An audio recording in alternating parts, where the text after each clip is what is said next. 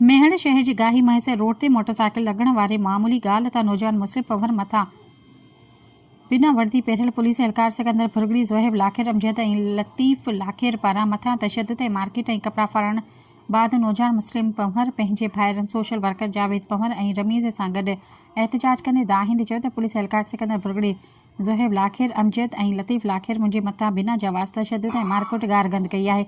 कपिड़ा फाड़े छॾिया आहिनि। हुननि चयो त पुलिस एहलकार सिकंदर भुरगड़ी बिना वर्दी पहिरियल हुयो जंहिं असां मथां तशद्दुद ऐं मारकुट कई आहे। पुलिस साण करे असांजे घर ते चढ़ाई कई आहे। हुननि चयो त असां ग़रीब ऐं सोशल वर्कर आहियूं। हुन पंहिंजे भेणी VSHO सेक्शन तारिक लाखेर जी ॾाढ ते असां मथां तशद्दुद ऐं मारकुट कई जंहिंजो को सबबु न हुयो। हुननि IG सिंध SSP दादू खां मुतालबो कयो आहे त पुलिस एहलकार सिकंदर भुरगड़ी ज़ोहेब लाखेर अमजद ऐं लतीफ़ लाखेर ख़िलाफ़ कार्रवाई करे असां सां इंसाफ़ कयो वञे।